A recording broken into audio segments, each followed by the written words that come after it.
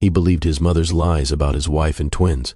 18 years later, one video revealed the heartbreaking truth. The phone screen glowed in the darkness of the penthouse office. Dylan Walker's hands trembled as he pressed replay for the 7th time. His voice came out as barely a whisper. "Are those my sons?" On the screen, 2 young men stood side by side at a podium, holding a golden trophy between them. Their faces were mirrors of each other, sharp jawlines, dark eyes, the exact same features Dylan saw every morning in his own reflection. The announcer's voice rang through his speakers. And the winners of the Pacific Northwest Young Chef Championship are Aiden and Adrienne Morris, raised by their incredible single mother, Diane Morris, who built the Haven restaurant empire from nothing. The camera panned to the audience, and there she was, older now, but unmistakable, Diane. His Diane, tears streaming down her face as she stood and applauded. The same woman he had thrown out of his life 18 years ago, pregnant, accused of betrayal, destroyed by lies he had believed without question. Dylan's coffee mug slipped from his other hand and shattered against the marble floor. The sound echoed through the empty office like a gunshot. But he did not move, could not move.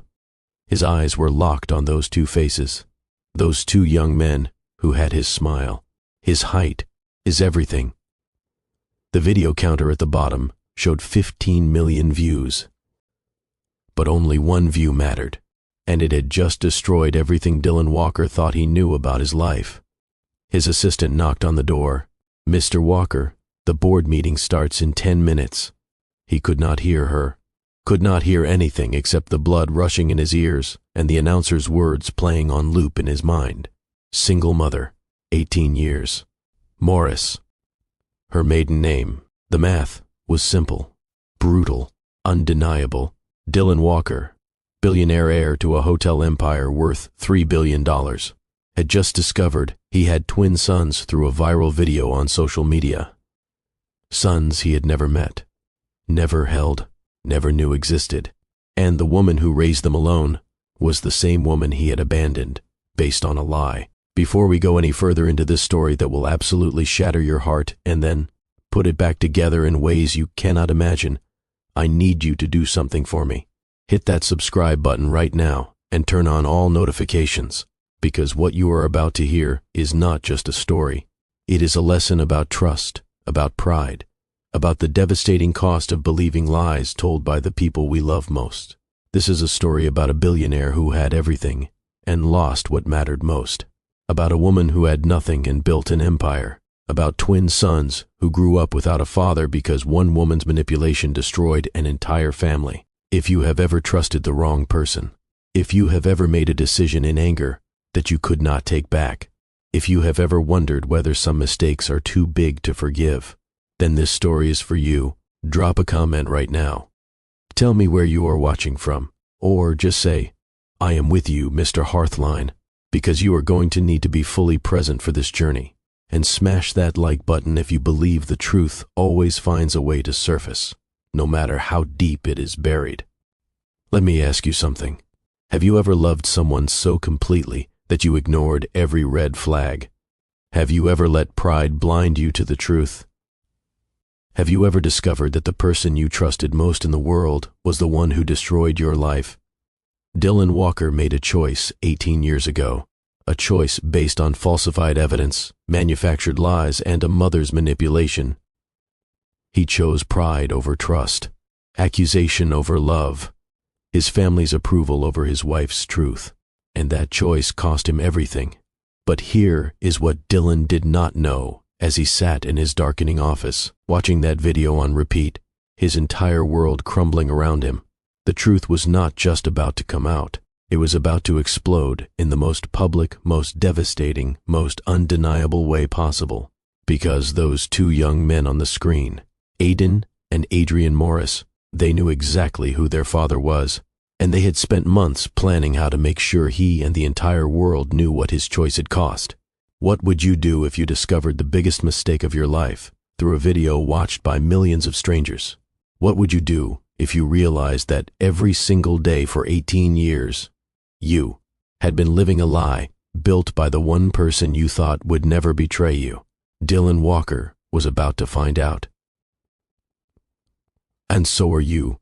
Let's go back to where it all began. Back to a time when Dylan Walker believed in love, when he trusted his heart more than his mother's warnings, when he met a culinary student with fire in her eyes and dreams bigger than his fortune. Back to the moment when everything was perfect, before the lies, before the betrayal, before 18 years of absence and regret. This is the story of how one man's pride destroyed a family, and how that family rose from the ashes without him. Stay with me, because this journey is going to break you, heal you, and remind you that karma does not forget. It just waits for the perfect moment to speak. The charity gala at the Manhattan Walker Hotel was the kind of event where fortunes were made and social hierarchies were reinforced. Crystal chandeliers cast golden light over women in designer gowns and men in custom tuxedos. The champagne flowed like water. The laughter was performative and perfect. Dylan Walker moved through the crowd with practiced ease. At 31 years old, he was everything his mother Karen had groomed him to be. Confident, successful, the perfect heir to the Walker Hotel's empire. He shook hands with investors, smiled for photographs, and played his role flawlessly. But he was bored. These events all blurred together. The same people, saying the same things. The same women his mother pushed toward him, each one from the right family with the right connections. Each one utterly forgettable. Then he saw her. She stood near the catering entrance, arguing quietly with one of the event coordinators. She wore the standard black and white uniform of the catering staff, but something about her commanded attention. Maybe it was the way she stood, chin lifted, refusing to be intimidated. Maybe it was the passion in her eyes as she gestured toward the kitchen. Or maybe it was simply that in a room full of people performing their wealth, she was absolutely, utterly real. The event coordinator walked away, and she released a frustrated breath, pushing a strand of dark hair behind her ear. Then she noticed Dylan watching her. Their eyes met across the crowded ballroom. Time did that thing it does in movies. Everything else blurred. The noise faded. There was just her. She did not look away, did not blush or giggle like so many others did. She simply held his gaze with a slight raise of her eyebrow, as if to say, "Can I help you?" Dylan found himself walking toward her before his brain caught up with his feet. "You look like you were about to declare war on my event coordinator." She smiled, and the whole room got brighter. "Your event coordinator told me that the beef Wellington was overcooked and needed to be served anyway because there was not time to prepare more. I told him that I did not spend 4 years in culinary school to serve garbage to guests, even very wealthy ones who probably would not notice the difference anyway." Dylan laughed. Actually laughed, not the polite chuckle he used at these events. "And what did he say to that?" "He said I was fired." Dylan's eyebrows shot up. "And what did you say?" "That he did not have the authority to fire me, and I was making a new batch whether he liked it or not. So, if you will excuse me, I have about 45 minutes to save your guests from mediocre beef." She turned to leave, and Dylan did something he had never done before. Something completely unlike the careful, measured man his mother had raised. He reached out and gently touched her arm. "What is your name?" She turned back, studying him with those intelligent, fire-bright eyes. "Diane Morris. And you are Dylan Walker, which means this is your hotel, which means I probably should not have said that thing about wealthy people not noticing quality." Dylan grinned. "No, you absolutely should have. I am guessing I am supposed to fire you now." Diane shrugged. "I am guessing you are supposed to do a lot of things you do not actually want to do." The observation hit deeper than she could have known. Dylan found himself utterly captivated. "Have dinner with me. I am working. After you are done working, I will smell like beef Wellington and be covered in kitchen sweat. I do not care." Diane tilted her head, studying him. "Do you do this often, Mr. Walker? Ask the catering staff out to dinner?" "Never. In fact, I have never asked anyone out to anything without my mother arranging it first." The honesty surprised them both. Diane's expression softened. "Then I suppose I should say yes, for the sake of your emerging independence." Dylan's smile was genuine, unguarded, real. Meet me at the kitchen entrance at 11. And Diane, make the beef Wellington perfect. I want to taste what passion looks like when it is cooked into food." She held his gaze for a long moment, then nodded, then disappeared into the kitchen, leaving Dylan standing in the middle of his mother's carefully orchestrated event, feeling like his real life had just begun. He did not notice Karen watching from across the room, did not see the way her eyes narrowed when she saw which direction her son was looking, did not recognize the calculation that crossed her face. But he would, eventually, when it was far too late. That first dinner turned into a second, then a third. Within weeks, Dylan was spending every free moment with Diane. She showed him parts of the city he had never seen despite living there his entire life. Little restaurants in Queens where the food was incredible and the prices were not marked up for people with his last name. Farmers markets in Brooklyn where she knew every vendor by name. Her tiny apartment in the East Village that cost more than it was worth but had character that his penthouse would never have. They cooked together in her cramped kitchen. She taught him techniques she had learned in culinary school.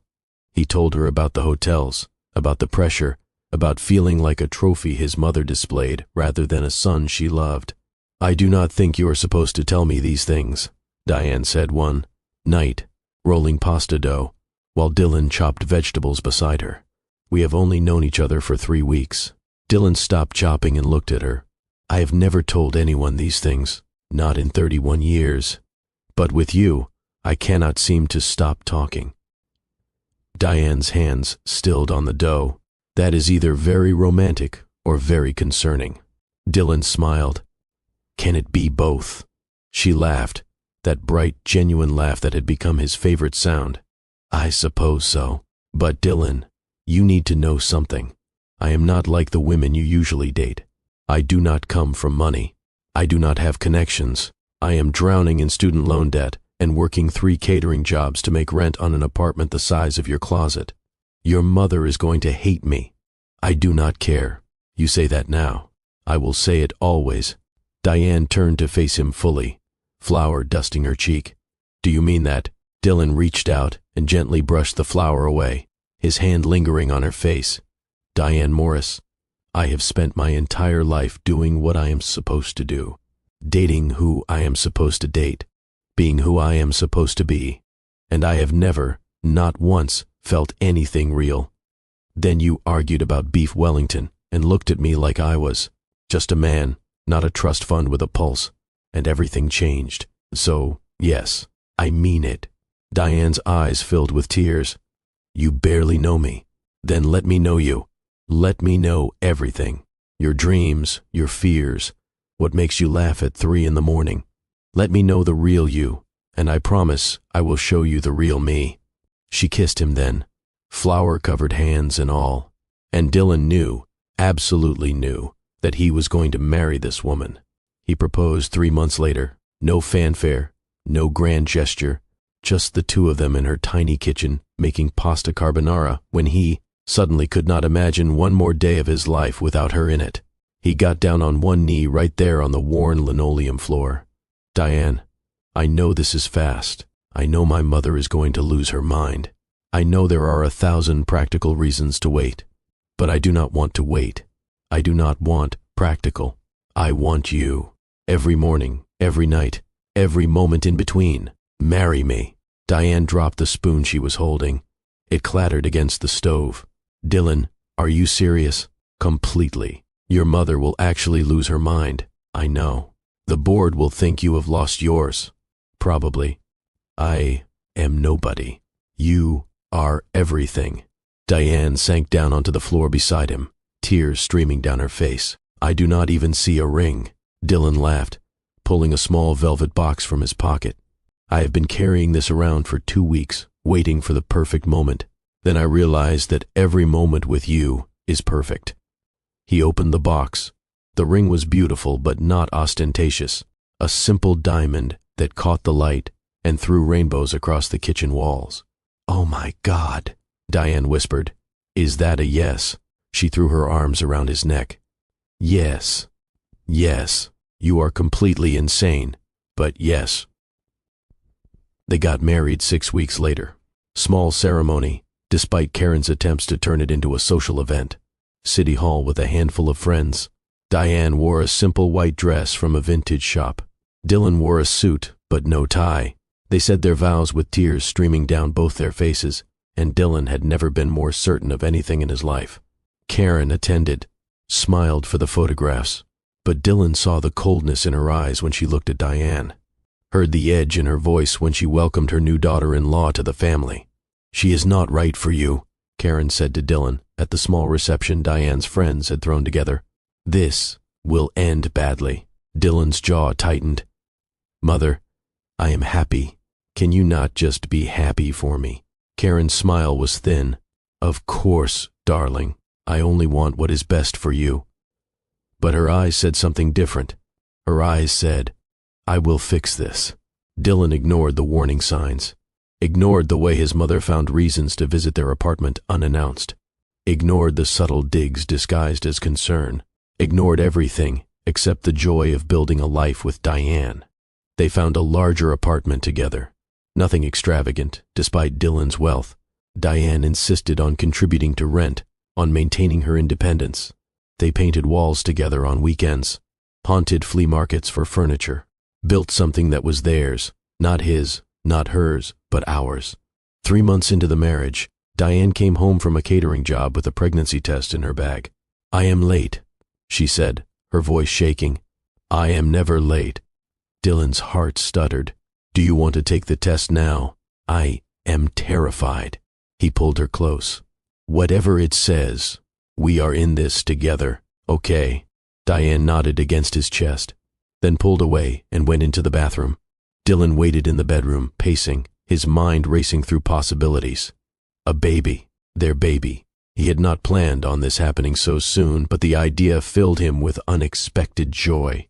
The bathroom door opened. Diane stood there, tears streaming down her face, holding the test. "We are having a baby." Dylan's whoop of joy echoed through the apartment. He swept her into his arms, spinning her around, both of them laughing and crying at the same time. "We are having a baby," he repeated, like saying it again would make it more real. "Are you happy?" Diane asked, searching his face. "Happy does not begin to cover it." They told Karen 2 days later. Dylan insisted on doing it in person, wanted to see his mother's face when she heard she was going to be a grandmother. Karen's expression barely changed. She set down her teacup with careful precision. "How far along?" "About 6 weeks. 6 weeks."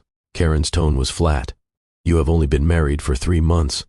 Diane's hand tightened on Dylan's. "We know it is fast," Diane said, "but we are excited." Karen's eyes moved to Diane's stomach, then back to her face. Something calculating flickered in her gaze. There and gone so quickly Dylan almost missed it. "Of course, congratulations. I suppose we should start planning for the baby's arrival." But her smile never reached her eyes. And when Dylan hugged his mother goodbye, he did not see the way she watched Diane, did not recognize the look of a woman who had just been given ammunition. The next few weeks were blissful. Dylan and Diane started planning the nursery, arguing playfully over names, reading parenting books together in bed. Dylan found himself talking to Diane's still flat stomach, telling their baby about the life they would build together. "I am going to be different from my father," he told Diane one night. "Present, involved. Our kid is going to know they are loved every single day." Diane ran her fingers through his hair. "You are going to be an amazing father. How do you know?" "Because I see how you love. Completely. Without reservation. Our baby is so lucky. Our baby is lucky to have you as a mother. You are going to teach them about passion, about fighting for what matters, about building something from nothing." "We are going to be okay," Diane whispered. "Right." Dylan kissed her forehead. "We are going to be better than okay. We are going to be extraordinary." He believed it, completely, utterly, without doubt. He did not know that his mother had already set the wheels in motion, that she had contacted a private investigator, that she had found Dr. Harris, a doctor recently reprimanded for ethics violations and desperate enough to do anything for money, that she was building a lie so elaborate, so convincing, that it would destroy everything Dylan held dear. He did not know that in a few short weeks he would be holding falsified documents and believing every poisonous word. That he would look at the woman he loved and see a stranger. That he would make a choice that would haunt him for 18 years. All he knew in that moment, holding Diane close and feeling the promise of their future in the tiny life growing inside her, was that he had never been happier. Sometimes the cruelest thing about tragedy is how it waits until you are at your highest point before it strikes. And Dylan Walker was about to fall very, very far. The first crack appeared on a Tuesday evening. Dylan came home from the office to find his mother sitting in their living room. Diane was not home yet, still at a catering job. "Mother, what are you doing here?" Karen stood, smoothing her designer skirt. "I needed to speak with you privately. It is important." Something in her tone made Dylan's stomach tighten. "What is it?" Karen pulled a folder from her handbag. Heavy, official looking. She held it like it contained something toxic. "Dylan, I want you to know that I did not want to bring this to you. I have spent weeks trying to disprove it, hoping I was wrong, but I cannot, in good conscience, keep this from you any longer." "Keep what from me?" She handed him the folder. "I hired an investigator. I know you will be angry, but I had to be sure she was who she claimed to be, that she loved you for you, not for your money." Dylan's jaw clenched. "Mother, we have talked about this. I do not need you investigating my wife. Just look at the folder, Dylan."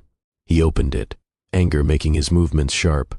Then his eyes landed on the first page, and the anger transformed into confusion, then disbelief, then something that felt like his chest was being crushed. Photographs, Diane and a man. At restaurants, walking together, in what looked like an embrace outside her old apartment. Timestamps, dates, some from before their marriage, but some from after, including one from 2 weeks ago. Dylan's hands started to shake. "Who is this?" "His name is Andre Beaumont. He worked with Diane at a restaurant in the village. According to the investigator, they have been involved for over a year." "No," Dylan shook his head. "No, this is not what it looks like. Keep reading." He did not want to, wanted to throw the folder in the trash and trust his wife, but his hands betrayed him, turning pages. Financial records, bank transfers, money moving from an account in Andre's name to Diane's. Not large amounts, but regular. The investigator's notes suggested they were paying for the apartment together, that she had been living with Andre before meeting Dylan. "This has to be a mistake." "I thought so too. So, I ordered a second investigation, then a third. All of them came to the same conclusion." Dylan felt like he was drowning. Why would she marry me if she was with someone else? Karen's expression was pitying. "Darling, you are worth $3 billion, and she is a culinary student drowning in debt." The insinuation hit like a slap. "No, you do not know her. She is not like that." "Then explain the photographs." "The money, transfers, the fact that she never mentioned this man to you." Dylan could not. His mind raced through memories, looking for signs he had missed. Had she been distant, secretive? He could not remember anything suspicious, but doubt was a poison, and it was spreading fast. "There is more," Karen said quietly. "Turn to the last page." Dylan did not want to. Every instinct screamed at him to stop, to go to Diane, to hear her side. But his hands kept moving, kept turning pages, until he reached a document that made his blood turn to ice. A medical report from Dr. Harris. Early paternity testing results. The baby Diane was carrying was not his. "No." The word came out strangled. "I am sorry, Dylan. I am so sorry. This cannot be real." Karen pulled out another document. "I had Dr. Harris run the test twice. I used the DNA sample from your last physical. The results are conclusive.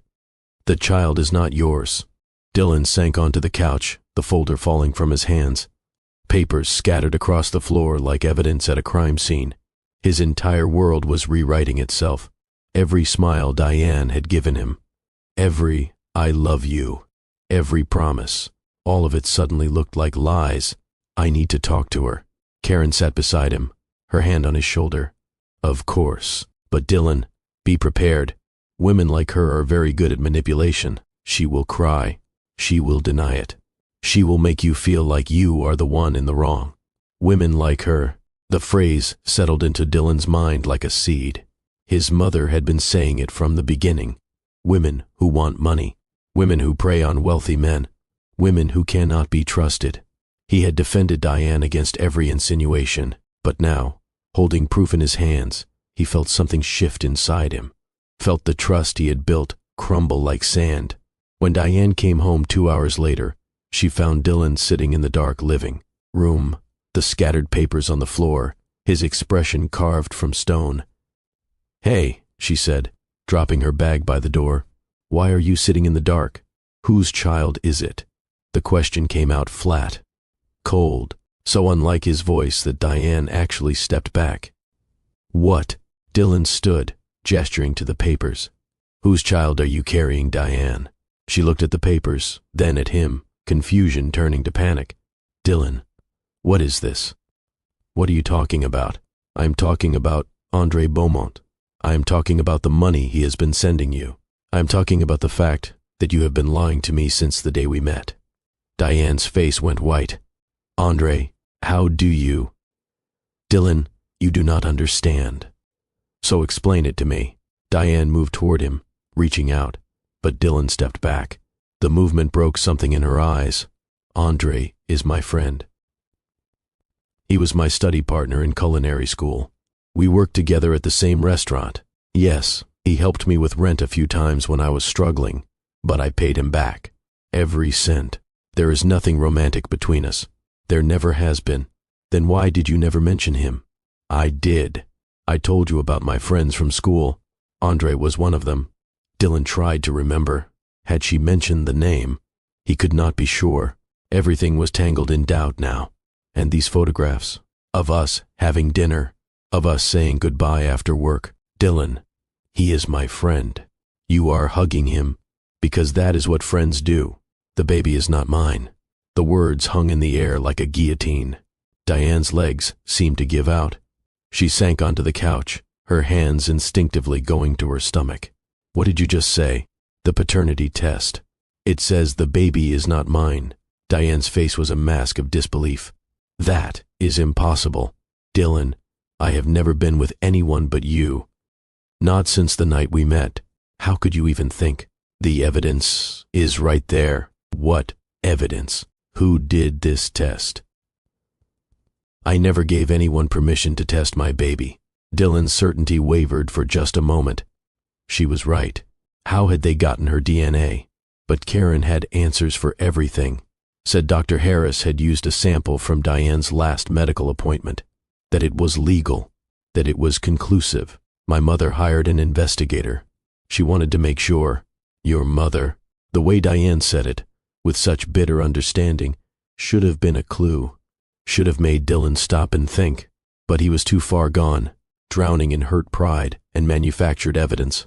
Of course it was your mother. Dylan, she has hated me from the beginning. You know that. And now you are believing her over me. I am believing evidence. Evidence she provided. Dylan, does that not strike you as convenient? The test does not lie. Tests can be faked. Dylan shook his head. Not 3 separate investigations. Not medical reports from a licensed doctor. Diane stood, her whole body shaking. I do not know what your mother did or who she paid, but I am telling you the truth. I have never cheated on you. This baby is yours, ours, and if you cannot see that, if you cannot trust me enough to question these lies, then I do not know what we are doing here. Maybe we are not doing anything anymore. The words came out before Dylan could stop them. Cold. Diane's breath caught like she had been punched. What? I want you out. Tonight, Dylan. I do not want excuses. I do not want explanations. I just want you gone. Tears streamed down Diane's face. Dylan, please, please do not do this. Talk to me. Let me prove it to you. We can do another test, a real one, with a doctor we both choose. I do not need another test. I need you out of my life. What about the baby? Dylan's face was stone, but his voice cracked. I will have my lawyers send divorce papers. You will be compensated fairly. Compensated. Diane's voice broke. Like I am an employee you are firing. You want more money? I am sure we can arrange it. The accusation, the assumption that this was about money, hit Diane like a physical blow. She stared at him, this man she loved, this man she had married, and saw a stranger. I do not want your money, she whispered. I never did. I wanted you. I wanted us. I wanted the family we were building, based on a lie. The only lie here is the one you are choosing to believe. Get out, Diane. Dylan. Get out. His roar echoed through the apartment, through the life they had built, through every promise they had made. Diane stood there, tears streaming, one hand on her stomach, and Dylan saw her break, watched the moment hope died in her eyes, watched her realize that he had already made his choice, and it was not her. She nodded slowly, then walked to their bedroom, came back 20 minutes later with a single suitcase. She had left everything else, the furniture they had picked out together, the kitchen supplies she treasured, the photos on the walls, all of it. She stopped at the door, looking back at him one last time. I love you, Dylan Walker, and I am carrying your children, plural. I found out this morning. We are having twins, but you will never know that now, because you chose pride over trust. You chose your mother's lies over my truth, and that is something I cannot forgive. She walked out. Dylan stood in the silent apartment, surrounded by the wreckage of his life, telling himself he had made the right choice, telling himself the pain in his chest was not regret, telling himself that he had protected himself from a con artist. But somewhere deep inside, underneath the pride and the hurt and the manufactured certainty, a small voice whispered, "What if you are wrong?" Dylan silenced it, poured himself a drink, and called his lawyers. He did not know that he had just made the worst mistake of his life. He did not know that 18 years later, a viral video would show him exactly what he had lost. And he did not know that the truth, no matter how deeply buried, always finds a way to rise. The divorce was finalized in 6 weeks. Quick, clean, expensive lawyers making sure everything was handled with cold efficiency. Diane signed every paper they put in front of her, did not fight for alimony beyond what they offered, did not make demands, just wanted it over. Dylan told himself her compliance was proof of guilt. If she was innocent, she would have fought, would have insisted on another paternity test, would have screamed and raged and refused to go quietly. He did not understand that Diane had no fight left, that heartbreak had hollowed her out, that she was putting every ounce of energy she had into simply surviving each day for the sake of the babies growing inside her. Karen made sure the divorce was kept quiet. No media coverage, no social gossip. The marriage was erased as efficiently as if it had never happened. Did you give her money? Karen asked Dylan over lunch the day the divorce was final. The settlement amount. Karen's lip curled. Too generous for a woman who lied her way into our family. Dylan said nothing, just pushed his food around his plate, appetite gone. You did the right thing, Karen continued. I know it hurts now, but you will move on. You will find someone appropriate, someone worthy of the Walker name. Dylan nodded mechanically, but at night, alone in the penthouse that suddenly felt cavernous, he stood. In the doorway of the room, they had started turning into a nursery. Paint samples still taped to the wall. A single stuffed giraffe sitting on the floor. He had bought it the day Diane told him she was pregnant. He picked it up, held it, then threw it in the trash. But he could not throw away the memories, could not erase the way she had smiled when he proposed, the way she had cried happy tears when she told him about the baby, the way she had looked at him like he was her whole world. What if you are wrong? The voice whispered again. Dylan poured another drink. He was not wrong, could not be wrong. The evidence was irrefutable. So why did he feel like he had just lost everything that mattered? Diane left New York on a bus to Portland. Early morning, the city still dark. She watched through rain-streaked windows as everything familiar disappeared behind her. every mile taking her further from the life she had imagined, every mile taking her closer to an unknown future she would have to build alone. Her hand rested on her stomach, where two tiny hearts beat in rhythm with her own. "I do not know how we will survive this," she whispered, "but I promise you, I will never let anyone make you feel unwanted. Not ever." The babies kicked, small flutters that felt like hope. Diane closed her eyes and let herself cry. Not quietly, not gracefully, but in deep, wrenching sobs that came from the very center of her shattered heart. A woman across the aisle handed her tissues without a word, the kindness of strangers. It was all Diane had now. When the bus pulled into Portland 12 hours later, Diane stepped off into gray drizzle. With 2 suitcases, $300, and no plan beyond surviving the next hour. She found a boarding house through a flyer at the bus station. The landlady, Mrs. Chen, was a tiny woman in her 70s with kind eyes and few questions. "First month's rent is due Friday," she said, handing Diane a key. "You look like you could use some tea." They sat in Mrs. Chen's kitchen, small and cramped and smelling of ginger and star anise. Diane held the cup between her palms, feeling warmth seep into her frozen fingers. "You running from something or toward something?" Mrs. Chen asked. Diane's laugh was bitter. "I do not know yet. That is honest. Honesty is a good start." Diane's eyes filled with tears again. "I am pregnant. Twins. The father does not know, does not want to know. I have almost no money, no job, no plan. I should not be having tea. I should be panicking." Mrs. Chen patted her hand. "Panic later. Tea now." Diane laughed through her tears.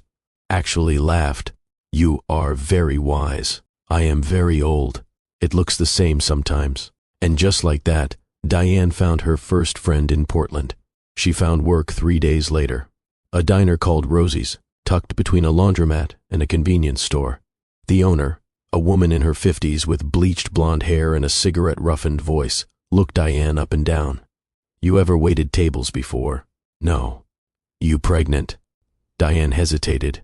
Lying would be easier. But she had been lied to enough. She would not become a liar herself. "Yes, twins, about 3 months along."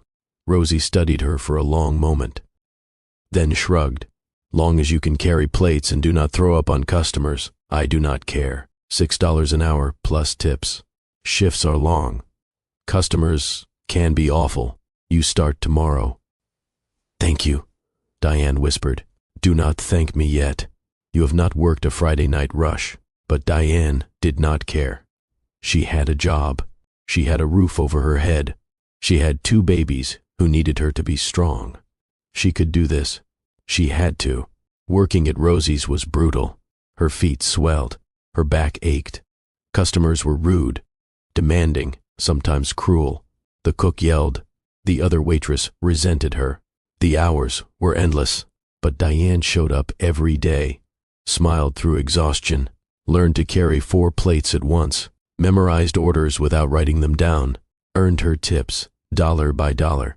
And every night, she came back to the boarding house, her feet throbbing, her body exhausted, and added her earnings to the jar she kept hidden in her closet.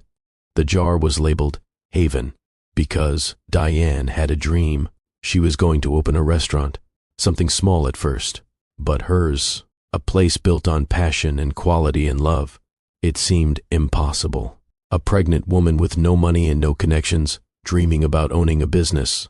But impossible was all Diane had left to believe in. She studied at night, borrowed cookbooks from the library, read about restaurant management on her phone while taking breaks at Rosie's, practiced recipes in Mrs. Chen's kitchen, combining her culinary school training with the techniques Mrs. Chen taught her.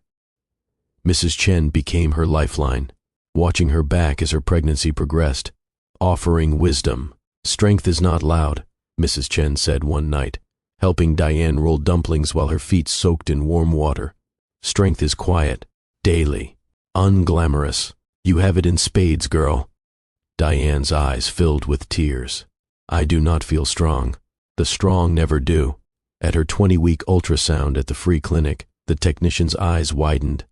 "Oh my, You are carrying two. Diane stared at the grainy black and white screen. Two tiny forms swimming together, already inseparable. I know, she whispered. Twins. Actually, let me check again. The technician moved the wand, studied the monitor. Her eyebrows rose. I apologize. I miscounted earlier. Definitely two. Diane exhaled in relief. For a moment, she had thought there might be three. Two was terrifying enough. Do you want to know the sexes? Diane nodded. Boys, both of them. Congratulations. Boys. Two sons. Dylan's sons, though he would never know them. Diane placed her hand on her belly. Hello, my loves, she whispered. I am your mother, and I am going to show you what strength looks like. She walked home through the rain, feeling the weight of responsibility settle onto her shoulders, like a cloak made of lead. How would she feed two children, clothe them, give them the lives they deserved? But beneath the fear, something else stirred. Determination, rage, a mother's promise that transforms women into warriors. Your father does not know you exist, she said aloud, her hand on her stomach. But I do, and I will move heaven and earth to give you everything. The babies kicked in response, small flutters that felt like agreement. That night, Diane sat in her small room and wrote in the worn notebook she kept under her pillow. Step 1. Survive. Step 2. Build. Step 3. Thrive. Then she added a fourth step, the ink darker, pressed harder into the page. Step 4. Never let them see me broken.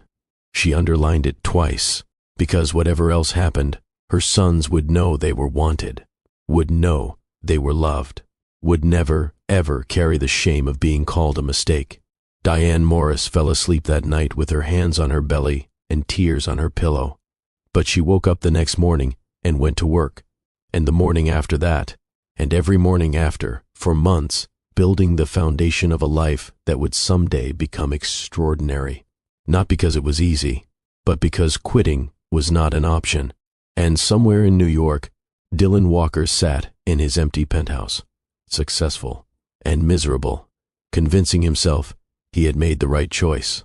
He had no idea that the woman he had thrown away was building an empire, and he had no idea that in 18 years his sons would find him, and the truth would destroy everything he thought he knew. Labor came 6 weeks early. Diane woke at 3 a.m. to wetness and pain so sharp it stole her breath. Mrs. Chen, she called out, her voice barely carrying through the thin walls. Mrs. Chen, please. The landlady appeared within minutes, took one look at Diane doubled over on the bed, and started barking orders in Cantonese while grabbing her phone. The ambulance ride was a blur of pain and fear. Contractions coming hard and fast, too soon. The babies were not supposed to come yet. They needed more time. Please, Diane gasped to the paramedic. Please, they are too early. The woman's face was kind but professional. We are going to take care of you. Just breathe. But Diane could not breathe, could only grip the rails of the gurney and scream as another contraction tore through her. At the hospital, everything moved in fast motion. Nurses surrounding her, monitors beeping, someone putting an 4 in her arm, a doctor appearing, young and calm. Diane, I am Dr. Patel. Your babies are coming today. It is earlier than we would like, but we are ready. You are ready. Understand? Diane nodded, tears streaming down her face. I am alone, she whispered. I am doing this alone. No. Dr. Patel pointed to the doorway where Mrs. Chen stood, having somehow followed in a taxi. You have her, and you have us. You are not alone. The next hours were a haze of pain and pushing and screaming and praying. At some point, Diane stopped caring about dignity, about fear, about anything except bringing her son safely into the world. I see the first head, Dr. Patel announced. One more push, Diane. One more. Diane bore down with everything she had. And then, a cry, small and angry, and absolutely perfect. It is a boy, someone said. Strong lungs. They placed him on her chest for just a moment, tiny and red and screaming his fury at the world. Diane's hand cupped his impossibly small head. "Hello," she whispered. "Hello, my love." Then they took him to be checked, and the next contraction hit. "Here comes number 2, Dr. Patel said. "You are doing beautifully, Diane." Again, push. The second twin came quieter. No screaming, just a small sound that was more question than complaint. "Another boy," the nurse said, but her voice held concern. "He's not crying." Diane tried to sit up. "What is wrong? What is wrong with my baby?" A team of doctors surrounded the second twin. Diane could not see, could only hear muffled voices and the sound of suction. "Please," she begged. "Please." Then, finally, a cry. Smaller than his brother's, but there. "He is okay," Dr. Patel said, smiling. "Just needed a little help finding his voice." They brought both babies to her then, placed them in her arms, one on each side. So small, so perfect, alive and breathing, and hers. Diane looked down at their faces and felt love so fierce, so overwhelming, so absolutely devastating that she could not speak, could only cry and hold them, and whisper promises she intended to spend the rest of her life keeping. The first twin, still angry, had a full head of dark hair and Dylan's exact features. The second, quieter, had softer features but the same dark eyes. "You need names," the nurse said gently. Diane had thought about this for months, had lists written and rewritten, but looking at them now, only 2 names felt right. "Aiden," she said, touching the first twin's cheek.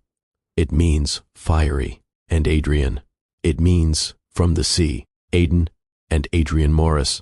"Beautiful names," Mrs. Chen said from the doorway, tears streaming down her weathered face. Diane looked up at this woman who had become family. "Will you be their grandmother, since they do not have one who wants them?" Mrs. Chen moved to the bedside, looking down at the twins. "I would be honored." That night, alone in her hospital room while Aiden and Adrian slept in the nursery, Diane made a vow. She pulled out her worn notebook and wrote with shaking hands, "To my sons, you came into this world 6 weeks early, fighting from your first breath. Your father does not know you exist. His mother made sure of that. But you will never feel unwanted. Never feel less than. I will build you a life so full of love and opportunity that his absence will not leave a hole. This I promise. This I swear. You are not a mistake. You are my purpose." She signed it with the date and tucked it back into her bag.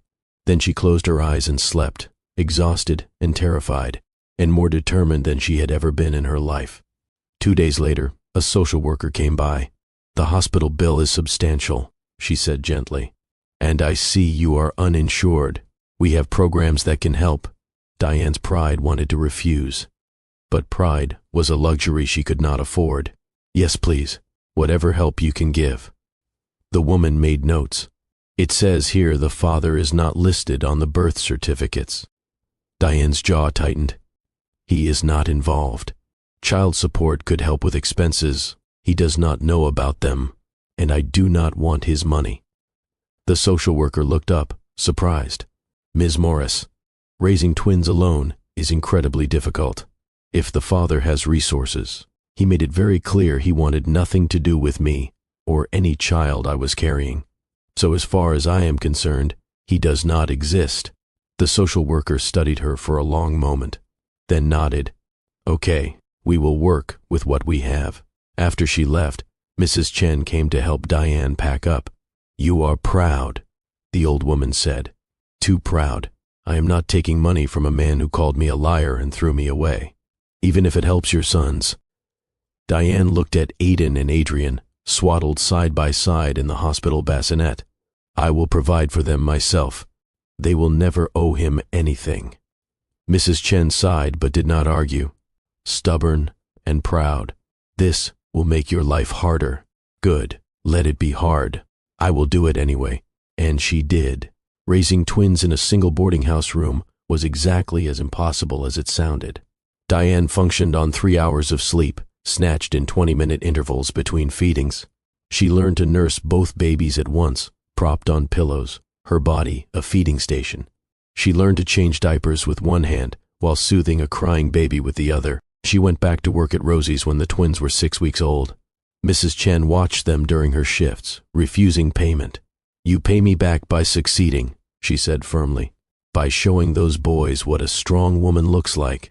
Diane worked doubles when she could, took every extra shift, came home smelling like grease and coffee, her feet throbbing, her body exhausted, to 2 babies who needed her. There were nights she cried, nights she sat on the bathroom floor and wondered how she would survive another day. Nights she looked at her sleeping sons and felt the weight of responsibility crushing her. But every morning she got up.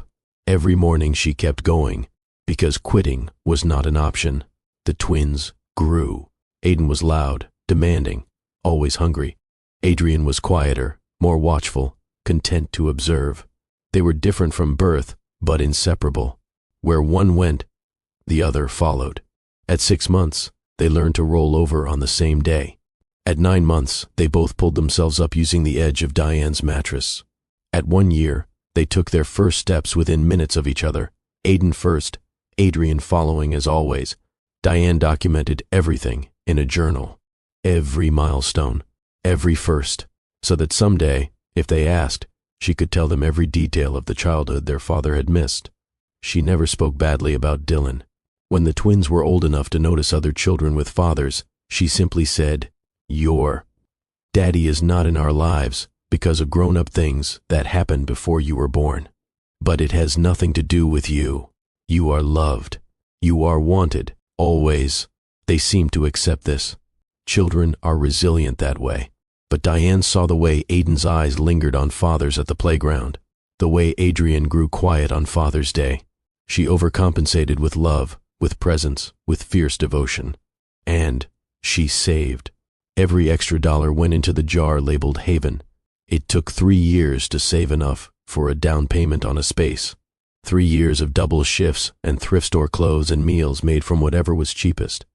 3 years of sacrifice that carved Diane down to her essential self. When she finally had enough, she started looking for a location. Most landlords took one look at a single mother with twin toddlers and found reasons to rent elsewhere. But Diane kept searching. She found it in southeast Portland, a tiny decrepit space that had been a laundromat, then a pawn shop, then abandoned for 5 years. The floors were stained, the walls were water damaged, the kitchen was a disaster.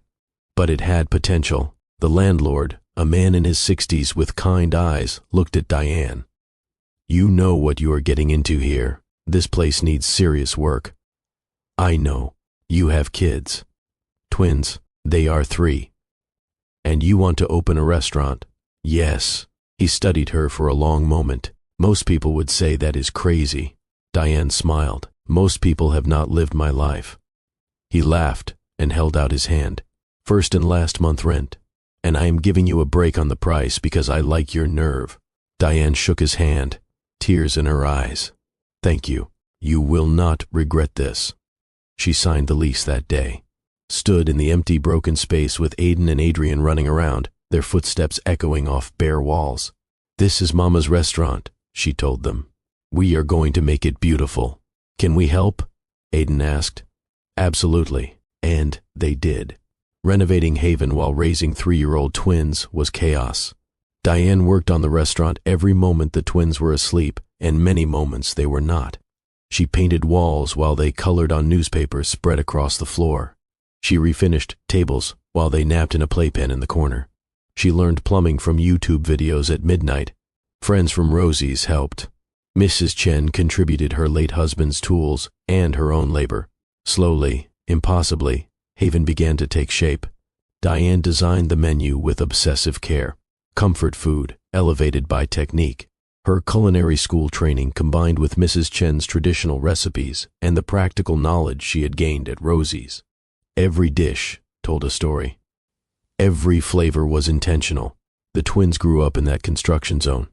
They learned to hand mama tools, learned which paint colors went where, learned that building something meaningful required work and time and patience. On the day Diane hung the sign, hand-painted and simple and perfect, Aiden looked up at her. "What does Haven mean, Mama?" Diane knelt to his level, her heart so full she thought it might burst. "It means home." safety, a place where you are welcomed exactly as you are. Like our house, Adrian said. Like our house, Diane agreed. But, for everyone. Aiden studied the sign seriously. You built this, Mama. We built this, Diane corrected. You two are my reason for everything. Haven opened on a Tuesday morning. Diane had not slept the night before, had paced the small restaurant, checking and rechecking every detail, terrified that no one would come, that she had sacrificed everything for a dream that would fail. The twins sat at a corner table, coloring quietly, while Diane unlocked the door at exactly 11 a.m. For the first hour, no one came. Diane tried not to panic, tried not to think about the loan she had taken out, the bills piling up, the risk she had taken. Then, at noon, the first customer walked in, an older woman with silver hair and curious eyes. I saw your sign, she said. It has been a long time since something new opened in this neighborhood. Diane's hands shook as she handed over a menu. Welcome to Haven. The woman ordered the meatloaf, Diane's elevated version with a balsamic glaze and truffle mashed potatoes. She cooked it with trembling hands, plated it with care, sent it out with a prayer.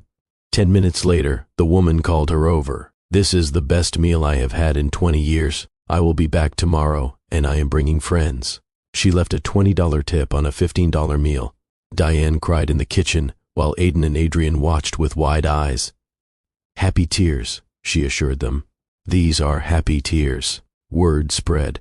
By the end of the first week, there was a line at lunch.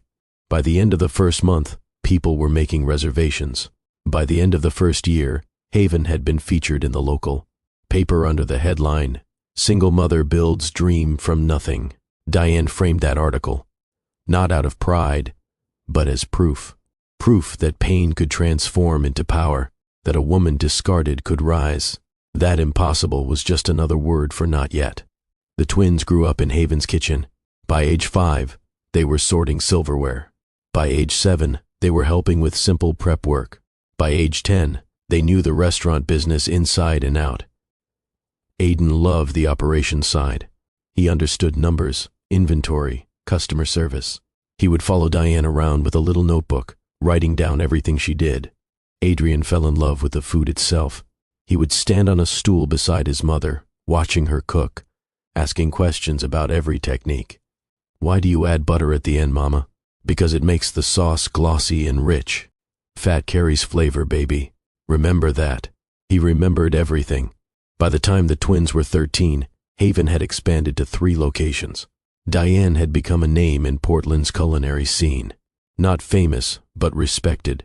The reviews praised her food, but they also praised the culture she had built.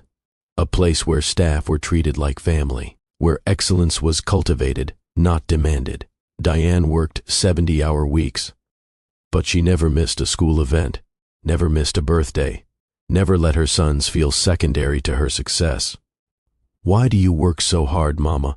Adrian asked one night, watching her prep for the next day at midnight. Diane paused, knife in hand. Because I want you to know that your beginning does not define your ending. We started with nothing. Look what we are building. Did Daddy help? Aiden asked. The question still hurt, even after all these years. No, sweetheart, Daddy does not know about you. Why? Because sometimes people make mistakes based on lies, Diane said carefully. And those mistakes have consequences that last longer than anyone imagines. She had promised herself she would tell them the full truth when they were older, when they could understand the complexity. The betrayal, the choice their father had made, but not yet. They were still too young. If you are feeling this story in your bones, if Diane's journey is inspiring you, or breaking your heart, or both, I need you to do something for me right now. Hit that like button, hit subscribe, and turn on those notifications. Because this story is about to take a turn that will leave you speechless. Share this video with someone who needs to hear that your past does not dictate your future, that a single mother can build an empire, that children raised with love do not need a father who does not want them. And comment below. Tell me where you are watching from, or just say I am with you, Mr. Hearthline. Because we are in this together, and what comes next is going to change everything. The twins turned 16 on a rainy April morning. Diane made their favorite breakfast, chocolate chip pancakes and bacon. They ate together in her small house, the one she had finally been able to buy after years of renting. "You are officially old enough to drive," Diane said. "Not that we can afford a car yet." "That is okay," Adrian said. "We can bike, or take the bus," Aiden added. "Like we always do." Diane's heart swelled. They never complained, never asked for things she could not provide, never made her feel like she was not enough. "I have something for you," she said. She pulled out 2 envelopes. Inside each was a check. "This is from the first year of Haven's profits. I have been saving it for you, for college, for culinary school, for whatever you want to do with your lives." The twins stared at the amounts. $5,000. It was not a fortune, but it was something. "Mama," Aiden whispered, "this is too much." "It is exactly right. You two have worked in that restaurant since you could walk. You have sacrificed normal childhoods so I could build this dream. This is my thank you." Adrian hugged her, tears in his eyes. "We did not sacrifice anything. We had you. That was enough." Diane cried then, could not help it. That night, after the twins went to their rooms, Diane sat alone with a glass of wine and allowed herself to think about Dylan, something she rarely did anymore. He would be 49 now, probably still running Walker Hotels, probably married to someone Karen approved of, probably had other children, legitimate ones, with the right last name. Did he ever think about her, about the baby she had been carrying? Did he wonder if he had made a mistake? Probably not. Men like Dylan did not look back, did not question, did not regret. But sometimes, late at night, Diane wondered what life would have been like if he had trusted her, if they had raised Aiden and Adrian together, if love had been enough. Then she shook her head, finished her wine, and went to bed. Wondering about alternate timelines was a waste of the present, and the present, difficult as it had been, had given her 2 extraordinary sons and a business she was proud of. That was enough. It had to be. The twins discovered the truth by accident when they were 18. They were cleaning out storage at Haven's newest location, sorting through boxes Diane had packed away years ago. Adrian found it first, a small box labeled "Personal," shoved behind old restaurant equipment. "What is this?" he called to his brother. Aiden came over, and together they opened it. Inside were papers, documents, photographs, a marriage certificate. Diane Morris and Dylan Walker. Date: 15 years before the twins were born. Divorce papers, filed 3 months into the marriage. Photographs: their mother, young and radiant, in a simple white dress. Beside her, a man in a suit, handsome, cold eyes even in a wedding photo. And an investigator's report, detailed, damning, completely fabricated. Diane's handwriting across the top in angry red ink, all lies.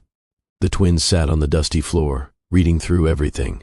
Bank transfers from someone named Karen Walker, payments to Dr. Harris, falsified paternity results. "Oh my God," Adrian whispered. She was married to him. Aiden was already on his phone, typing Dylan Walker into the search bar. Images flooded the screen. Forbes articles, society pages, a hotel empire worth billions. "He is our father," Aiden said, his voice hollow. "He does not know we exist," Adrian added. They sat in silence, processing. Their entire lives, they had assumed their father simply did not care. Now they understood. It was far more complicated. "He was lied to," Adrian said finally. "And he believed the lies," Aiden countered. "He threw her out while she was pregnant because his mother manipulated him. He should have trusted her. He should have questioned."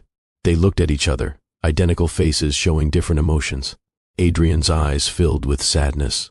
Aiden's burned with anger. "We have to tell Mama we know," Aiden said. When Diane came home that evening, exhausted from a day of menu planning and staff meetings, she found her sons waiting in her living room. The box open on the coffee table, papers spread out like evidence. Her face went pale. "You were not supposed to find those. Why did you not tell us?" Adrian asked, his voice breaking. Diane sank onto the couch, suddenly looking every one of her 43 years. Because I did not want you to carry my pain. You deserve childhoods free from bitterness. Does he know about us? Aiden demanded. No. He never asked. Never tried to find me. I was pregnant when I left, but he had already made it clear he wanted nothing to do with me or any baby I was carrying. He believed lies over you. He believed what he wanted to believe, Diane said carefully. His mother is a master manipulator, and he was young, proud, scared. People make terrible choices when they are afraid. Do you still love him? Adrian whispered. Diane considered the question honestly. I love who he was. I mourn what we could have been, but I do not love who he became. That man was a stranger. We want to meet him, Aiden said firmly. Diane's heart clenched. Why? Because we deserve to know our father, and he deserves to know what his choices cost him. For hours, they talked. Diane told them everything. The whirlwind romance, the pregnancy, the accusations, the fabricated evidence, the divorce, the years of struggle.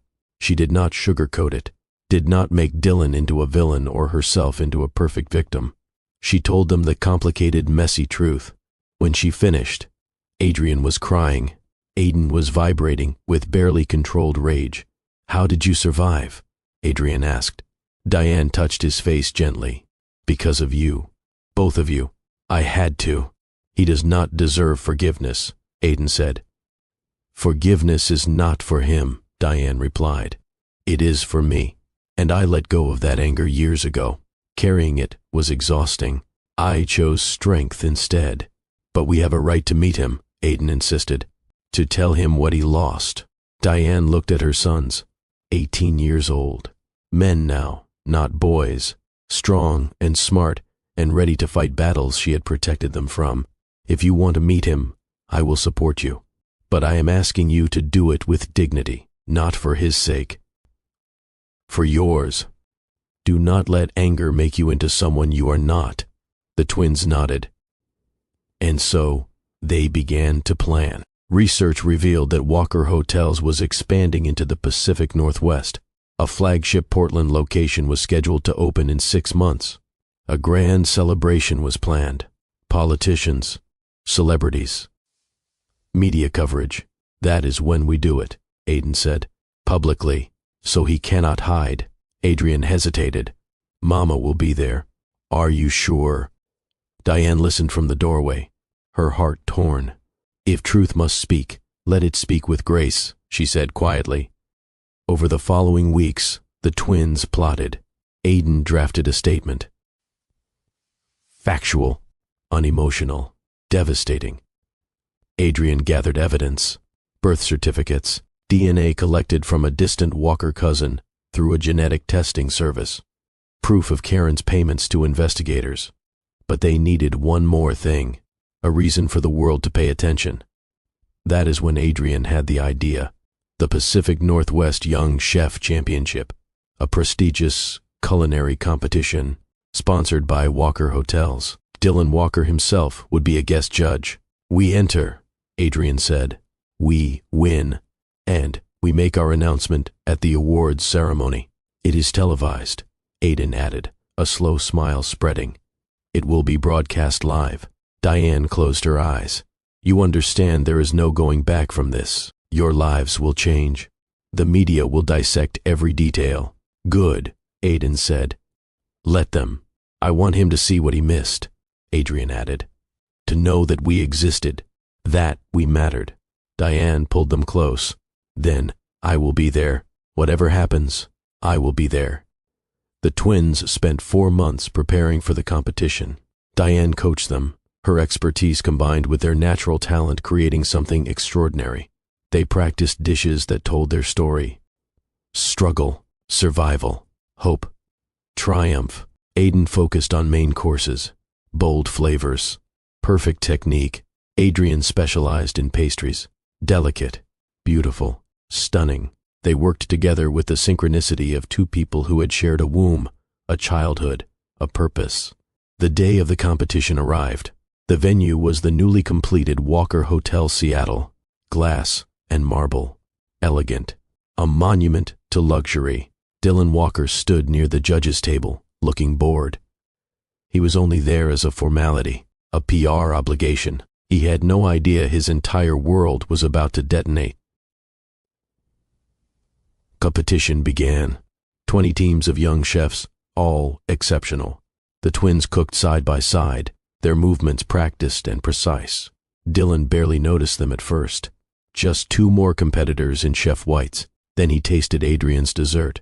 It was a chocolate torte with a raspberry reduction, simple in concept, flawless in execution. But something about it caught in his throat. The flavor profile was familiar. Comfort and elegance combined. Where had he tasted something like this before? He could not place it, shook his head, and moved on to the next dish. When the judges deliberated, the twins were clear winners. Their food was not just technically perfect, it had soul. Aiden and Adrian Morris, the head judge announced. Come accept your trophy. The twins walked to the podium together, identical, confident, carrying themselves with a grace that made people pay attention. Dylan studied them from his seat. Something about their faces nagged at him. Something familiar. The live stream had started. Cameras were rolling. 15,000 people watching online, local news covering the event. Aiden took the microphone first. We want to thank our mother, Diane Morris. She taught us that food is not just sustenance, it is love made visible. The camera panned to the audience, to a woman in her 40s, tears streaming down her face as she stood and applauded. Dylan's heart stopped. That face, Diane, his Diane. Older, different, but unmistakable. What? His mind could not process, could not understand. Then Adrian spoke. Everything we are, everything we have accomplished, is because she refused to give up. Even when she was abandoned, even when she was pregnant and alone, even when the man who should have protected her believed lies instead of love. The words hit Dylan like bullets. Aiden continued, his voice carrying across the stunned room. Mr. Dylan Walker, you are sitting in this audience. You judged our food, you praised our skill, but you do not know who we are. Dylan stood without meaning to, his chair scraping loudly against marble. We are Aiden and Adrian Morris, the twins said in unison. And we are your sons. The room exploded. Gasps, shouts, cameras swiveling, reporters lunging forward. Dylan could not breathe, could not think, could only stare at those 2 faces. Face, repeated twice, staring back at him with judgment and pain. No, he whispered. Yes, Aiden said. 18 years ago, you threw our mother away, accused her of infidelity, divorced her while she was pregnant with us. You never looked back, never questioned whether you might be wrong. Adrian held up documents. These are the falsified investigator reports your mother paid for. Bank transfers from Karen Walker. Testimony from the man falsely accused of having an affair with our mother. All of it lies. All of it designed to separate you from your family. The cameras captured everything. Dylan's face draining of color, his hands shaking, his world ending in real time. We are not here for apologies, Aiden continued. We are here for truth. You built an empire. You have wealth and power and success, but you lost us, and you do not get that time back. Adrian's voice was softer, but no less powerful. Our mother raised us alone. She worked 3 jobs. She built Haven restaurants from nothing. She gave us everything. And she never, not once, spoke badly about you. She protected you, even when you did not deserve it. Diane stood in the audience, tears streaming, her hand pressed to her mouth. Dylan's eyes found hers across the chaos. Held, broke. Every child deserves better than being someone's regret, Aiden said, looking directly into the camera. We are not here to hurt anyone. We are here to remind you that actions have consequences, that lies always surface, that people you discard have worth whether you see it or not. The twins walked off the stage. The room erupted. Reporters shouting, cameras flashing, security trying to maintain order. Dylan stood frozen, his champagne glass slipping from his fingers and shattering against the floor. The sound echoed like everything inside him breaking at once. Diane met her sons at the bottom of the stage, touched their faces, pulled them close. "I am proud of you," she whispered. "So proud." Then together, the three of them walked toward the exit. Dylan found his voice. "Diane, wait, please." She paused, turned slowly. The ballroom fell silent. "I am sorry," Dylan said, his voice cracking. "I am so sorry." Diane's smile was sad, gentle. "Final, I know you are, but sorry does not give me back 18 years. It does not give them a father. It does not rebuild trust that was never really there. I was wrong. I was so wrong." "Yes, you were, but I am not angry anymore, Dylan. I am grateful. Your abandonment forced me to become someone I am incredibly proud of. Someone who did not need your name or money or validation to build an empire." She looked at her sons. "You gave me the greatest pain of my life, but you also gave me them, and they are worth every tear I cried." With that, she turned and walked out, Aiden and Adrian flanking her like an honor guard. The doors closed behind them. Dylan stood in the ruins of his celebration, his reputation, his certainty. Around him, chaos continued, but he heard none of it, just the echo of his sons' voices. "We are your sons," and the truth he had buried for 18 years rising like a flood to drown him. The video went viral within hours. Dylan Walker, Secret Sons, expose family betrayal at hotel opening. Billionaire abandoned pregnant wife based on mother's lies. Twin chefs confront absent father, live on camera. The clips were everywhere. Social media, news outlets, talk shows. 15 million views in 48 hours. Then 30 million. Then 50. But Dylan did not see any of it. He sat alone in his hotel suite, the celebration continuing without him downstairs, and watched the original video on repeat. His sons, speaking truth while he stood mute and shattered. Their faces were his faces. Their voices carried Diane's warmth. They were extraordinary, talented, confident, everything he could have wanted in children, and he had missed all of it. Every first word, every first step, every birthday, every scraped knee, every moment that mattered. Gone, stolen. No, not stolen. He had thrown it away. His phone would not stop ringing. Investors, board members, PR teams, his assistant knocking on the door every 20 minutes with increasingly frantic messages. He ignored all of it. Instead, he opened his laptop with shaking hands and typed a name he had not searched in 18 years. Diane Morris. The results flooded his screen. Haven Restaurants, 12 locations across the Pacific Northwest, revenue in the millions. James Beard Foundation nominee, featured in Food and Wine magazine. Portland Businesswoman of the Year, article after article praising not just her food, but her story. Single mother builds culinary empire from nothing, from abandoned wife to celebrated chef. Diane Morris proves resilience tastes like success. Dylan clicked on images. Diane at restaurant openings. Diane with her sons. Diane accepting awards. Older now, but still beautiful. Still radiant, but different. Confident, powerful, complete. She had not just survived without him, she had thrived. And the twins. He searched their names. Aiden Morris, business degree, running operations for Haven's expansion, published articles on sustainable restaurant practices. Adrian Morris, Culinary Institute graduate, head pastry chef, already winning awards at 21 years old. They had built lives, successful lives, without needing him at all. Dylan's hands shook as he pulled out his phone and called the one person he needed to confront. His mother answered on the first ring. "Dylan, darling, I have been trying to reach you. We need damage control. I have already contacted the best PR firm in the country. We can spin this as, where are you? At home. Why? Stay there. I am coming. Dylan." He hung up. The drive to Karen's mansion took 20 minutes.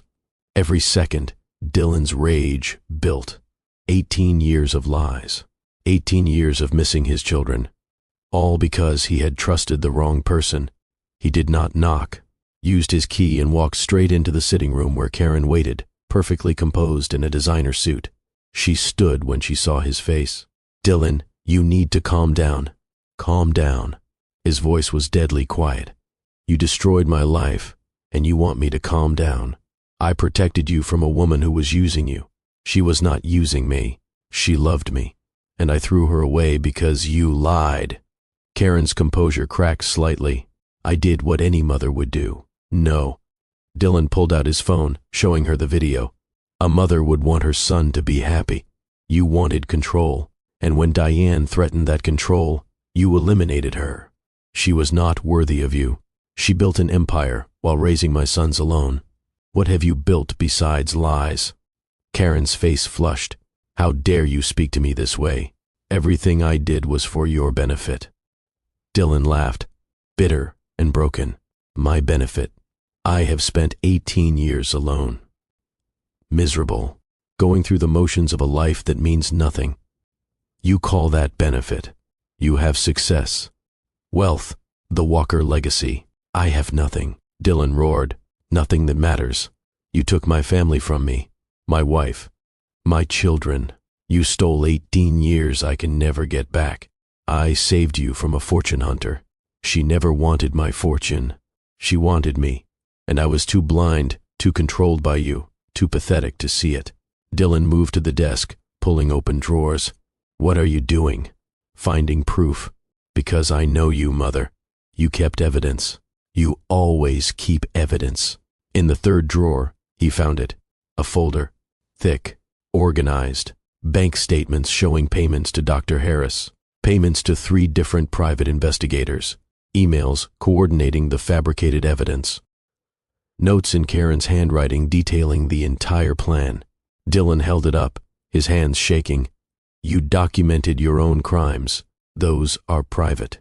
These prove you paid Dr. Harris to falsify paternity results, that you hired investigators to manufacture evidence of an affair that never happened, that you systematically destroyed my marriage. I was protecting you from making a mistake. The only mistake was trusting you." Dylan pulled out his phone and took photos of every document. Karen lunged forward, trying to stop him, but he stepped back. "Do not touch me, Dylan, please. You do not understand. I understand perfectly. You are a manipulative, cruel woman who values control more than her own son's happiness." Tears filled Karen's eyes, real ones. "I love you. No. You love the version of me you can control, but that man is gone. He died the moment I saw my sons on that stage. What are you going to do?" Dylan's smile was cold. "First, I am having you removed from the Walker Hotels board, effective immediately. You will have no access to company assets, no decision-making power, nothing." Karen's face went white. "You cannot do that. I built this company with your father, and you used it to destroy lives. Consider yourself lucky I am not pressing charges. You would not try me." Dylan headed for the door. Karen followed, desperation replacing her usual composure. "Dylan, please, I am your mother." He turned back, and she saw something in his eyes she had never seen before. Not anger, something worse, indifference. "You were my mother, but that ended the day you lied to me about Diane. I have no mother now, and when I die, you will not be mentioned in my will. You will not attend my funeral. You will get nothing from me except the consequences of your choices. Dylan, goodbye, Karen." He walked out, got in his car, drove away. Behind him, Karen sank onto her pristine white sofa and wept, because she finally understood that some bridges, once burned, can never be rebuilt. And she had burned hers to ash. Back in his penthouse, Dylan sat in the dark and opened his laptop. His fingers hovered over the keys for 20 minutes before he finally started typing. "Aiden and Adrian, I have no right to contact you, no right to ask anything. I forfeited those rights 18 years ago when I chose pride over investigation, accusation over trust, my mother's lies over your mother's truth. But I need you to know, you did nothing wrong. Your mother did nothing wrong. Every ounce of fault rests with me and the woman who manipulated my weaknesses into weapons. I spent 18 years believing a lie. That is not an excuse. It is a fact. I should have questioned, should have fought for her, should have trusted the woman I claimed to love. I did not, and that failure cost me everything that mattered. Your mother is extraordinary. I knew that once, and forgot it when it counted most. That you exist, that you are thriving, that you carry yourselves with such grace, all of that is her doing. I had no part in your success. I do not deserve credit for your strength. But if you are ever willing, I would like to know you. Not as an obligation, not for appearances, but because you are my sons, and I have missed 18 years of your lives, and I would give anything to be even a small part of whatever years remain. I understand if the answer is no. I have earned nothing from you, but I am here, whenever you are ready, or never, if that is what you choose, with profound regret and deeper respect. Dylan Walker. He read it 12 times, deleted it, rewrote it, deleted again. Finally, he sent it before he could overthink anymore. Then he waited.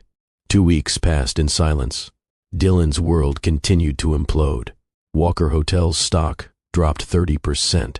Board members called emergency meetings. Investors demanded explanations. The media dissected every detail of the scandal, but Dylan barely noticed. He had removed Karen from the board, released a public statement. 18 years ago, I made a devastating mistake based on falsified evidence provided by my mother, Karen Walker. I abandoned my wife, Diane Morris, while she was pregnant with our twin sons. I have recently learned the full truth of her manipulation. I take full responsibility for my failure to question, to investigate, to trust. I am attempting to build a relationship with my children, not because I deserve one, but because they deserve the opportunity to know their father if they choose. I ask for privacy as we navigate this difficult situation. The statement did little to calm the storm, but Dylan did not care about public opinion anymore. He cared about the email he checked obsessively, hoping, dreading. Finally, a response appeared. Mr. Walker, we received your letter. We have discussed it as a family, including our mother. Are our terms. 1. Any relationship must be built slowly. We do not need a father. We need honesty. If you are interested in knowing us because we are your children, not because we are your obligation, we are willing to meet. 2. Our mother is not part of this equation. Whatever you and she decide regarding your relationship is separate. We will not be used to manipulate or approach her. 3. We need consistency. If you commit to being present, you must follow through. We have lived without you successfully. We will not accept half-hearted efforts. 4. We reserve the right to walk away at any time if this relationship becomes damaging or performative. If you can accept these terms, we will meet you for coffee. Neutral location, 1 hour. We will see where it goes from there. Aiden and Adrian Morris. Dylan read it 20 times, tears streaming down his face. They had given him a chance. Narrow, conditional, earned through nothing but their own generosity. It was more than he deserved.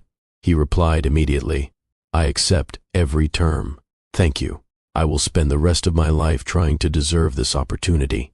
They met 3 days later at a small coffee shop in Portland, deliberately not Haven, avoiding the weight of Diane's empire. Dylan arrived 30 minutes early, too anxious to wait. His hands shook as he ordered coffee he could not taste. When Aiden and Adrian walked in together, Dylan stood so quickly he nearly knocked over his chair. Up close, the resemblance was even more striking. They had his height, his bone structure, his hands, but Diane lived in their expressions. In Aiden's thoughtful observation, in Adrian's quiet warmth, they shook hands, polite, distant, sat across from him like a tribunal. Thank you for meeting me, Dylan began, his voice unsteady. You are welcome, Aiden replied. To be clear, we are here because we believe in second chances, not because we need you. I understand. Adrian studied him carefully. What do you want from this? Dylan exhaled slowly. Honestly, to know you, not as an inheritance or legacy, as people. I want to understand who you are, what you love, what makes you laugh. I want to stop being a stranger to my own children. That will take time, Aiden said. I have nothing but time. The conversation was careful, testing boundaries. Dylan learned that Aiden ran operations for Haven's expansion, that Adrian was pursuing advanced pastry certification, that they had scholarships, plans, futures already mapped out without him. He shared about Walker Hotels, though the contrast felt shameful. He had inherited everything, while they had built from nothing. When the hour ended, Adrian said, "This was not awful." Dylan laughed. Unexpected, genuine, high praise. Aiden extended his hand again. "Same time next week? I will be here." They left. Dylan sat alone with his cold coffee, feeling something he had not experienced in 18 years. Hope. The meetings continued. Weekly, then twice weekly. Coffee became dinner. Stiff conversation evolved into something approaching comfort. Dylan learned that Aiden had a dry wit, that Adrian told terrible puns, that they both loved jazz, that they argued about everything but always had each other's backs. They learned he loved architecture, that he had wanted to design buildings before duty demanded he run hotels, that he hated the social obligations of wealth, that he was lonely in ways money could not fix. "You gave up your dreams," Aiden said during one dinner. Dylan nodded. "I thought I was doing the right thing, building the family legacy, but I confused legacy with control. Your mother never did that. She built something meaningful. You could still do that," Adrian suggested. "Maybe," Dylan smiled sadly. "Or maybe my second chance is just being here, with you two." After 3 months, Adrian said, "You should know. We told Mom about these meetings." Dylan's heart stuttered. "What did she say?" "That it is our choice, that she hopes we find whatever we are looking for." "Does she?" Dylan could not finish the question. "Still single?" "Yes," Aiden said. "But that is not an invitation. She has moved on." "I know." Dylan's voice was thick. "I just wonder sometimes if she is happy." "She is," Adrian said firmly. "Not because she forgot you, but because she built a life where your absence does not matter anymore. That is real strength." Dylan nodded, humbled. "She deserves every happiness." The encounter happened by accident 6 months later. Dylan attended a culinary industry gala. Walker Hotels was sponsoring. His presence was expected. He did not know Diane would be there until he saw her across the ballroom. She wore emerald green, hair swept up, commanding attention without seeking it, surrounded by admirers, chefs, critics, entrepreneurs. She laughed at something someone said, and the sound hit Dylan like a physical blow. Their eyes met across the room. Time stopped. 18 years compressed into a single moment of recognition, regret, and something neither could name. Diane excused herself and walked toward him, not quickly, not nervously, with the confidence of a woman who had faced worse than an uncomfortable reunion. "Dylan, Diane, I heard you have been meeting with the kids. They told you. They tell me everything." She smiled slightly. "You do not have to look so terrified. I am glad you are trying." "Are you really?" "Yes." Her sincerity was evident. "They deserve to know you, and you deserve to know them, even if you did not earn it. I will never earn it, but I will spend my life trying." They stood in awkward silence until Diane said, "They speak well of you. You are showing up consistently.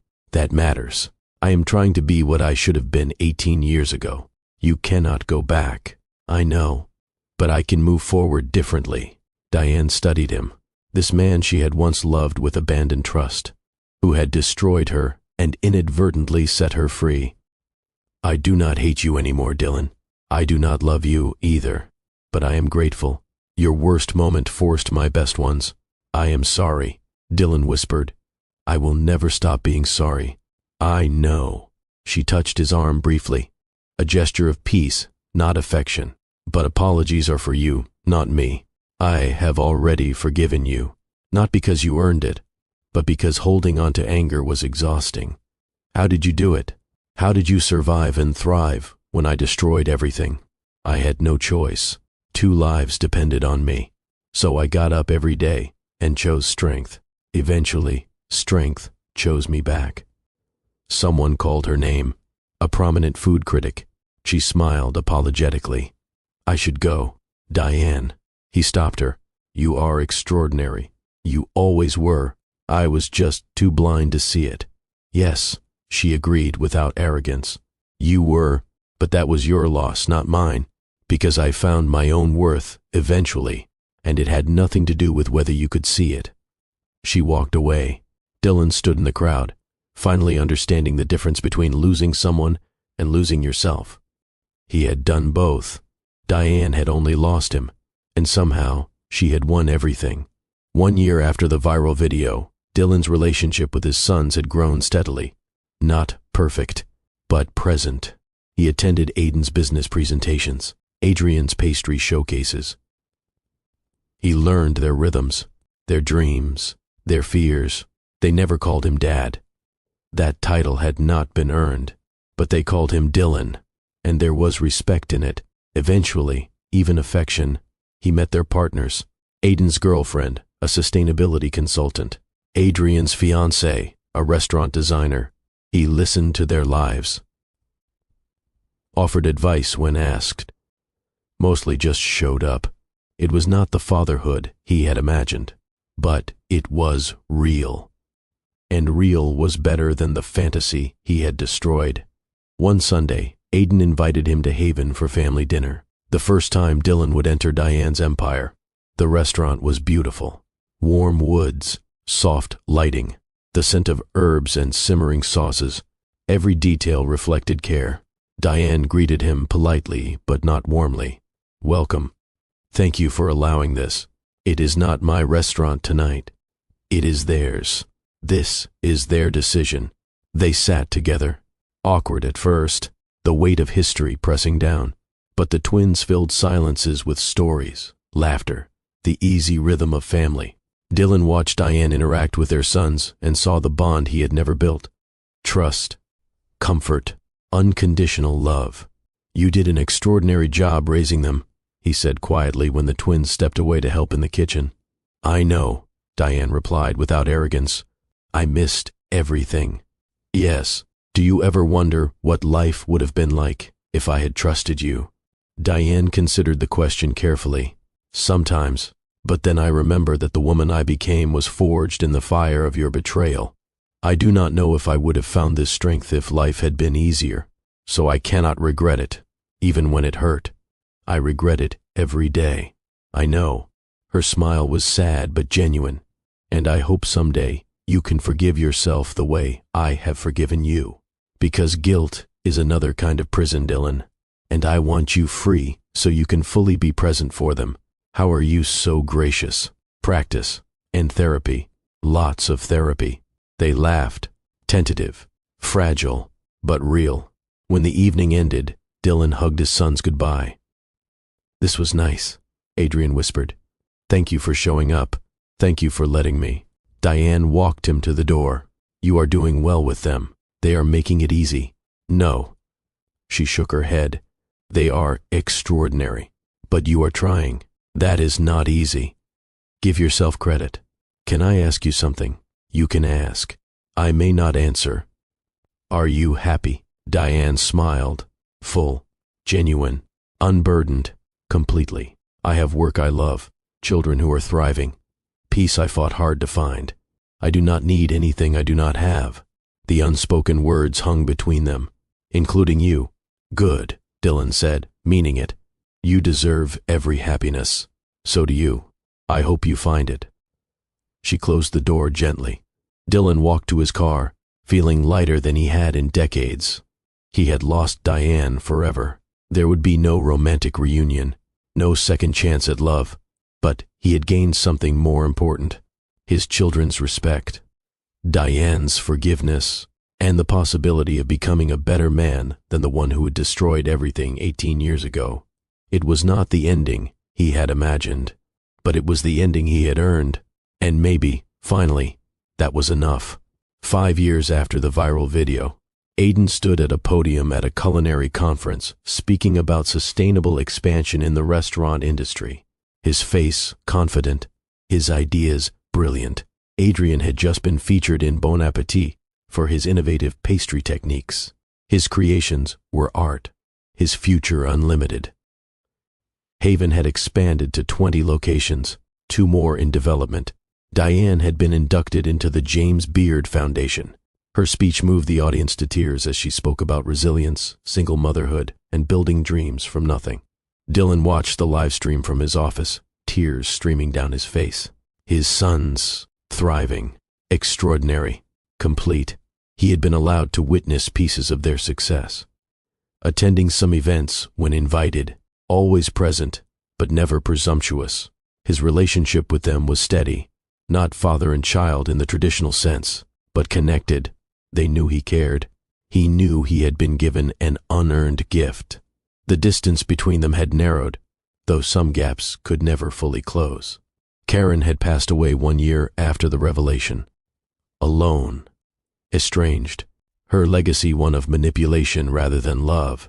Dylan had attended the funeral, mourned the mother she could have been, and let go of the bitterness. Forgiveness, he had learned from Diane, was the only path to peace.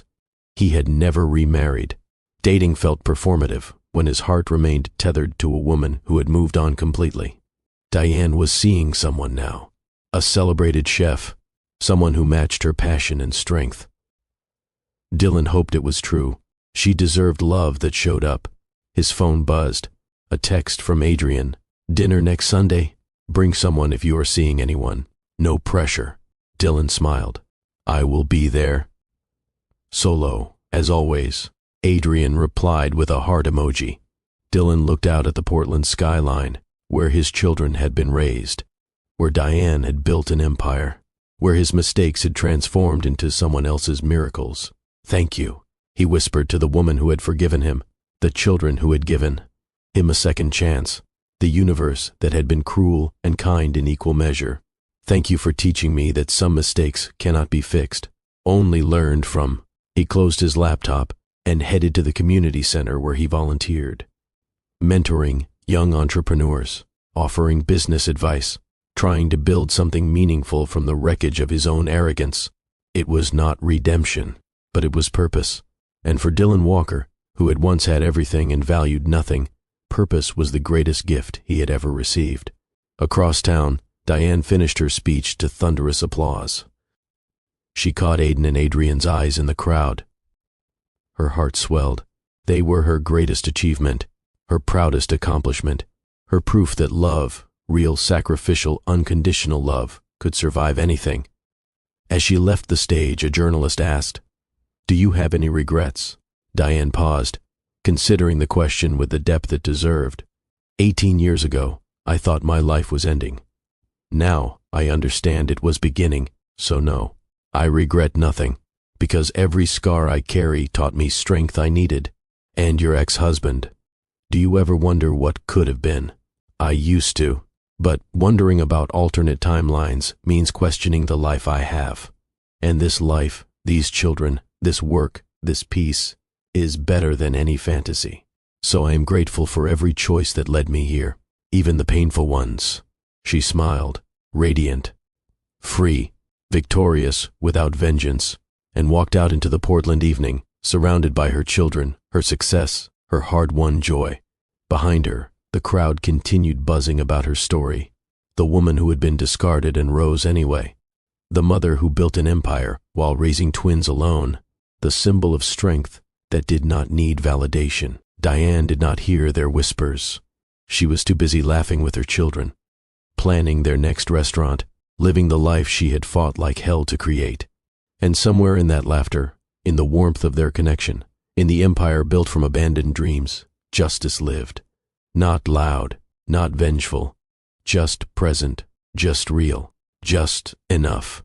If this story shook you to your core, if it reminded you that your worst moment does not have to define your future, if it showed you that the people who hurt you most sometimes teach you the greatest lessons about your own strength, then I need you to do something for me right now. Smash that like button, subscribe to Mr. Hearthline Stories, and turn on all notifications. Share this video with someone who needs to hear that single mothers are warriors. Comment right now and tell me, Do you think Dylan deserved a second chance with his sons? Could you forgive someone who abandoned you based on lies? What would you have done in Diane's position? And tell me where you are watching from, or just say I am with you, Mr. Hearthline. Because this community, we are building something here. A place where truth matters, where stories have weight, where we do not shy away from the hard stuff. Thank you for being here. Thank you for watching until the very end. Thank you for being part of this community that believes stories have power. I am Mr. Hearthline, and I will see you in the next story.